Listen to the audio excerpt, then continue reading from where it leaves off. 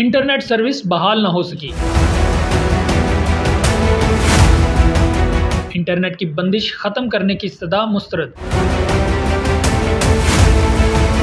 حال ہی میں Lahore high court میں ملک بھر میں انٹرنیٹ کی بندش کے خلاف درخواست پر سماعت ہوئی۔ درخواست گزار نے موقف اختیار کیا کہ chairman P T I Imran Khan کی گرفتاری پر ملک بھر میں انٹرنیٹ سروس معطل کر دی گئی ہے۔ درخواست گزار نے کہا کہ انٹرنیٹ سروس معطل کرنا بنیادی حقوق کی خلاف ورزی اور قانون کے منافی ہے۔ درخواست گزار نے استدعا کی کہ آئین کے تحت معلومات تک رسائی ہر شہری کا بنیادی حق ہے۔ حکومت کی جانب سے ملک بھر میں انٹرنیٹ سروس اور مختلف سوشل میڈیا ایپس بند کر دی گئی ہیں۔ عدالت انٹرنیٹ کی بندش کو کالعدم قرار دے اور ملک بھر میں اسے فوری طور پر بحال کرنے کا حکم جاری کرے، جس پر عدالت نے وفاقی حکومت اور پی ٹی آئی سمیت دیگر فریقین کو نوٹس جاری کرتے ہوئے 22 مئی کو طلب کر لیا، جبکہ اس کے ساتھ ہی عدالت نے درخواست گزار کی انٹرنیٹ کی بندش فوری ختم کرنے کی استدعا کو بھی مسترد کر دیا۔